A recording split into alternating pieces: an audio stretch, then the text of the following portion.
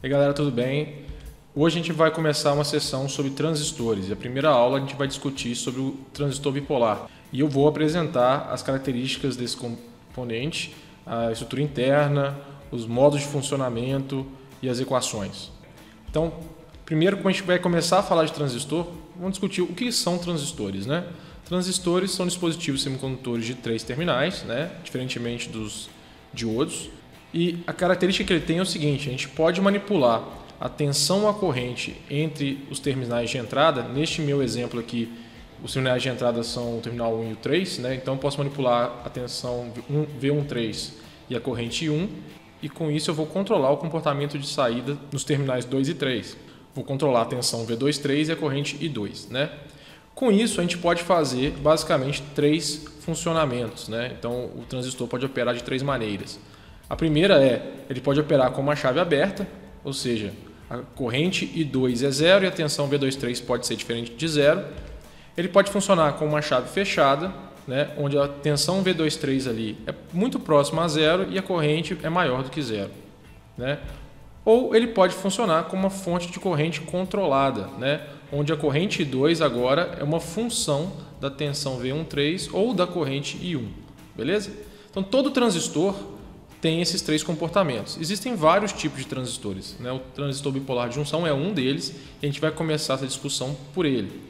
Em outra aula, nós vamos discutir sobre o MOSFET, que é outro tipo de transistor muito utilizado em eletrônica analógica. Bom, essas 3 operações podem ser aplicadas em diferentes circuitos, né? A operação como chave eletrônica ela é a base dos circuitos digitais e também a base do acionamento de cargas de potência, né? Então, acionamento de relés, motor ICC, né, a tecnologia por trás dos inversores de frequência, das fontes chaveadas e assim por diante.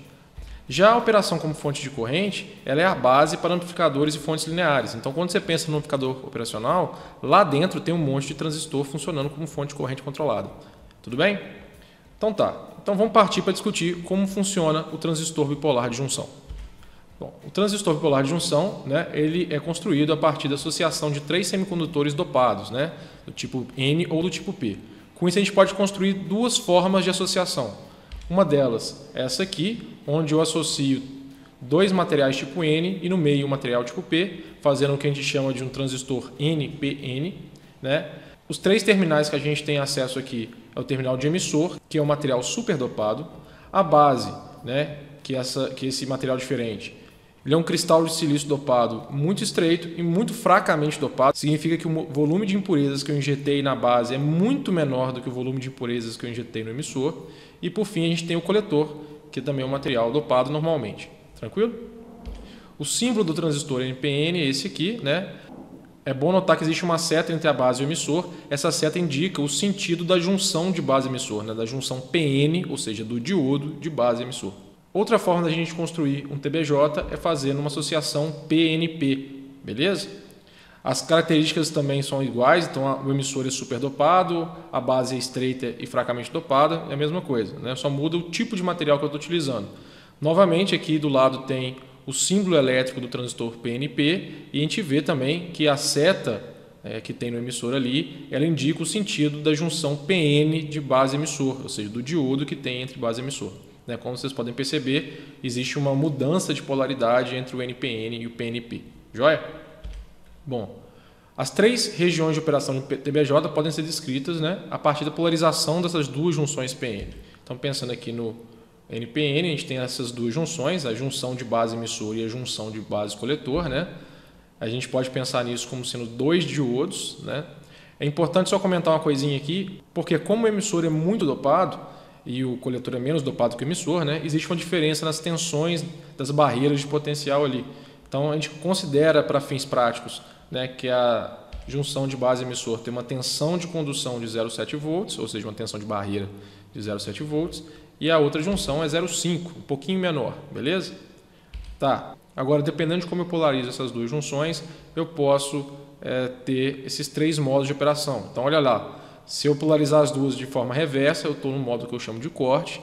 Se eu polarizar a junção de base emissor diretamente e a outra reversa, eu estou no modo que eu chamo de ativo. E se as 2 estiverem polarizadas diretamente, eu estou na saturação. Vocês podem pensar assim, pô, mas e a combinação base emissor reversa e coletor base direta? Por que ela não está aí? Normalmente, né, na construção desses dispositivos, a gente constrói a junção de base emissor com uma tensão de ruptura reversa muito baixa, né?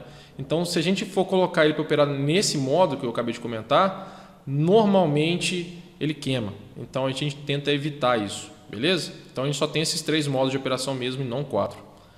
Então, vamos discutir como que o transistor opera em cada um desses modos. Vamos começar com o corte. Na região de corte, eu tenho as 2 junções reversamente polarizadas. Então, se eu for pensar no modelo de circuitos, é isso aqui, né? As 2 junções, os 2 diodos, né, entre aspas, eles estão reversamente polarizados. Se os 2 estão reversamente polarizados, significa que as correntes estão todas zero, né? Não tem como os diodos conduzirem, não tem como ter corrente nesse circuito. E aí eu posso falar que, de qualquer forma que eu enxergar esse dispositivo, ele é uma chave aberta, beleza? Então, agora, e a região ativa? Na região ativa, a polarização é aquela ali que eu estou mostrando para os 2 tipos de transistores. A gente tem uma característica seguinte, a gente observa corrente circulando entre os terminais do TBJ. Normalmente o sentido das correntes é aquele indicado na figura ali. Olha. No NPN, a corrente de coletor e a corrente de base entram no transistor e a de emissor sai. Já no PNP, a corrente de emissor entra e as outras 2 correntes saem, né? Então tem uma inversão de polaridade aqui. Joia? E a gente observa que o transistor funciona como um nó de corrente. Então a corrente de emissor, que é a maior, ela vai ser igual à soma das correntes de base e de coletor. Beleza? Agora, se eu definir o transistor como 2 diodos e eles estão em antissérie, como que esse troço conduz, né? Especialmente se eu tenho um deles reversamente polarizado, né? E como é que é a relação entre essas correntes? Para responder isso, a gente tem que analisar o transistor um pouquinho melhor. Então vamos pensar aqui no transistor NPN. Eu vou falar só sobre ele porque o PNP ele simplesmente inverte a polaridade das coisas. Então, tudo que eu falar aqui de elétron no PNP, você pode pensar que é uma lacuna. Então, o sentido das correntes muda e a polarização das tensões também muda, beleza? Então, vamos pensar aqui nesse transistor NPN, vamos ver o que acontece agora na região ativa, né? Primeiramente, eu tenho que pensar o seguinte, na hora que eu juntei essas 3 materiais ali, né, eu formei uma barreira de potencial entre base emissor e uma entre base coletor, né? E a gente sabe que essa barreira gera um campo elétrico que impede o movimento das lacunas da base para o emissor e dos elétrons do emissor para a base, né, obviamente, e também impede o movimento dos elétrons do coletor para a base. Então, ela está lá impedindo troca de carga entre os materiais. Tá bom? Agora, quando eu coloco uma fonte externa, observa o seguinte, a fonte de coletor base, ela opera sobre a barreira de potencial interna do transistor da seguinte forma, né? No mesmo sentido da barreira, ou seja, à medida que a tensão VCB aumenta, por exemplo, a barreira de coletor base aumenta, impedindo ainda mais que os elétrons do coletor migrem para a base e que as lacunas da base migrem para o coletor, beleza? Já na base emissor, a tensão externa ela se opõe à barreira de potencial. Então, à medida que a tensão externa aumenta, a barreira de potencial entre básico e emissor diminui, né? E aí ela facilita o movimento de cargas.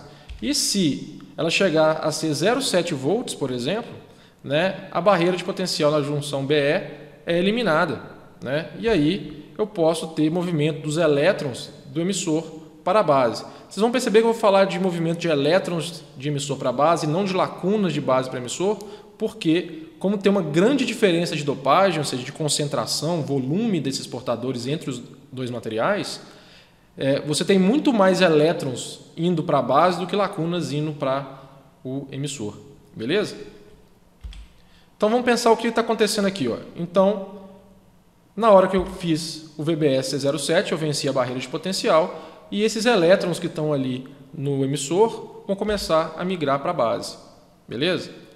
Obviamente, quando ele chega numa base, né, alguns elétrons vão ser perdidos, porque eles vão recombinar com as lacunas que estão presentes ali. Tem muita lacuna ainda, né?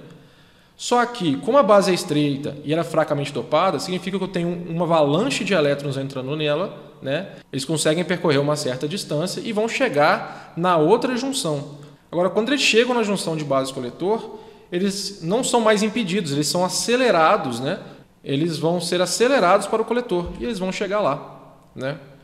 Então, o que a gente observou aqui, né, nesse nosso exemplo?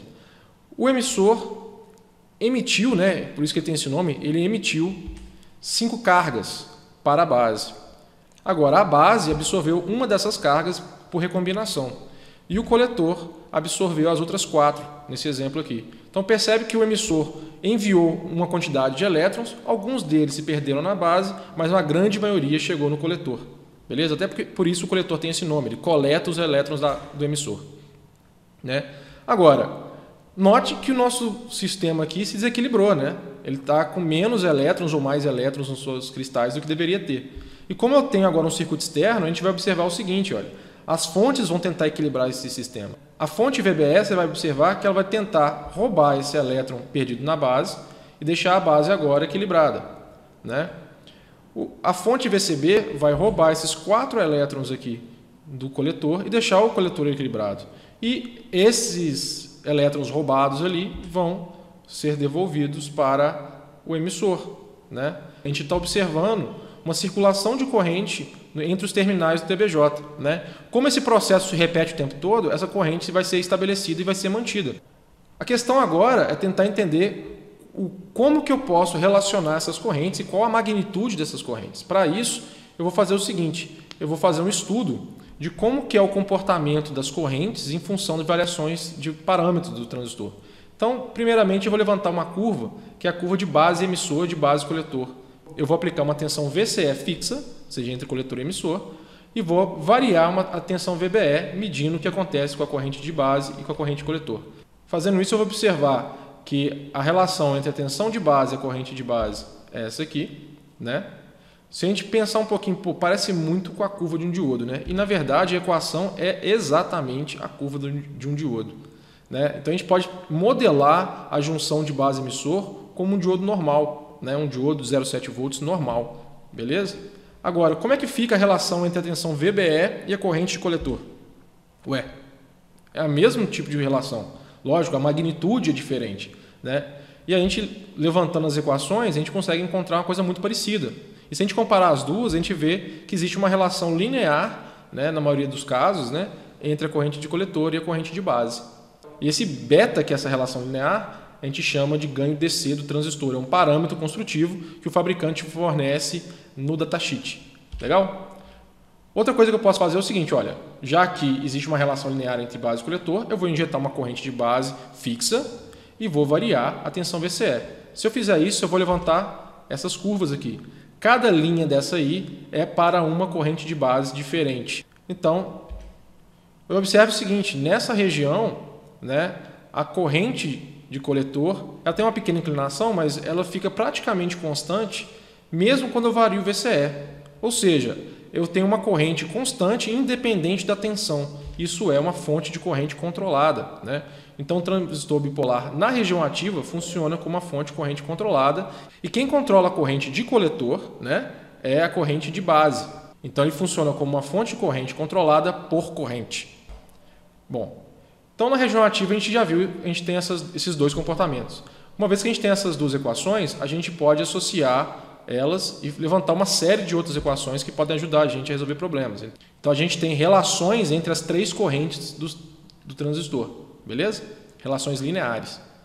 Agora, na região ativa também tem alguns problemas que a gente não citou. Primeiro, o beta, esse ganho DC, ele varia com a temperatura e com a corrente. Então, se a gente depender dele para fazer projetos, né, a gente pode encontrar alguns problemas.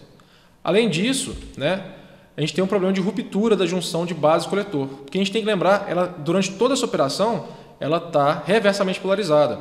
E se a gente aumentar a tensão VCE, a tensão entre coletor e emissor, como a tensão VBE ela não muda muito, porque é a tensão sobre um diodo, o que a gente vai estar fazendo é colocando cada vez mais tensão negativa, ou seja, tensão reversa, entre base e coletor. Né? Obviamente vai chegar um momento onde eu vou atingir a avalanche daquela junção e eu vou provocar a ruptura.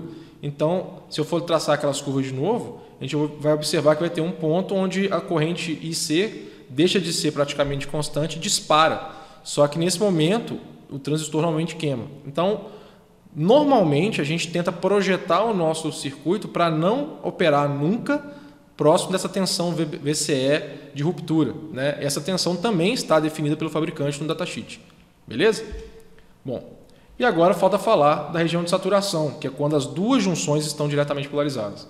Só que para entender essa região, eu prefiro fazer um exemplo aqui. Então vamos montar esse circuitinho, né? E a gente vê o seguinte, olha, a corrente de base aqui, como entre base e emissora a gente tem basicamente um diodo, ela vai ser calculada dessa forma. Então, eu tenho a tensão VBB menos a tensão de base emissor, que é o diodo, sobre RB, beleza? Como a gente sabe, a corrente coletor vai ser beta vezes essa corrente anterior, né? E a tensão VCE aqui vai ser igual à tensão VCC, essa outra fonte que está lá, menos a queda de tensão no resistor RC. Tranquilo? Então, olha só, toda vez que eu aumentar a corrente de base, ou seja, que eu aumentar a VBB e, consequentemente, levar a um aumento da corrente de base, a tensão VCE, na verdade, cai, ela diminui, né? Como a tensão de base coletor ela é a tensão VBE, que é 0,7 volts, menos a tensão de coletor emissor, vai chegar um momento onde a tensão VCE é igual a 0,2 volts, que a junção de base coletor entra em polarização direta. Nota ali, na hora que a tensão VCE for 0,2, a tensão VBC é 0,5, que é a tensão de condução dela. E aí, nesse momento, a corrente de coletor ela satura, ou seja, ela para de crescer. A tensão VCE vai ficar constante em 0,2, mesmo com um aumento da corrente de base, e a corrente de coletor vai ficar constante.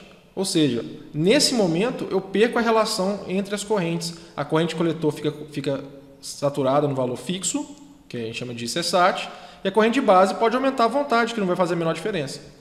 Uma forma que eu consigo explicar esse fenômeno é o seguinte: se a gente pensar agora que eu estou numa situação onde as duas barreiras não existem mais, porque elas foram compensadas pelo circuito externo, né? Eu tenho um volume de elétrons saindo do emissor, uma parte dele é perdido na base, como a gente já comentou, né? E esse volume chega no coletor. Só que não tem mais nada que impeça os elétrons do coletor de voltarem para a base, né? Então, uma parte dessa corrente que chegou no coletor volta para a base. Se aumentar a corrente de emissor, eu simplesmente vou ter um efeito onde a corrente de base aumenta, mas a corrente de coletor não, né? Então, é mais ou menos isso que acontece no transistor. Beleza? Bom, gente, fazendo um resuminho sobre todos esses modos, né? Então, no modo corte, o transistor funciona como uma chave aberta, né? As correntes são todas zero, e a tensão VCE do NPN vai atingir um valor máximo determinado pelo circuito. O VCE no PNP vai ser negativo, né? Por causa da inversão de polaridade. No modo ativo, eu tenho uma relação entre as três correntes, né? IC igual a um beta IB, e E igual a um beta mais um IB, né? E nesse caso o transistor funciona como uma fonte de corrente controlada. No modo saturação, a tensão VCE no NPN fica constante em 0,2, a tensão VSC no PNP fica constante em 0,2, né? E a corrente de coletor ela satura num valor fixo que depende do circuito. Beleza? Bom, gente, era só isso. Espero que vocês tenham gostado. Se vocês gostaram, se inscrevam no canal. Visitem o meu site também, onde vocês podem acessar informações sobre as minhas disciplinas que eu dou na faculdade, os slides, as provas, exercícios resolvidos, né? Então, visitem lá. E na próxima aula nós vamos discutir formas de analisar circuitos com transistores. A gente vai falar sobre modelos de circuitos e vai falar sobre reta de carga e análise gráfica. Tudo bem? Então é isso, gente. Até a próxima.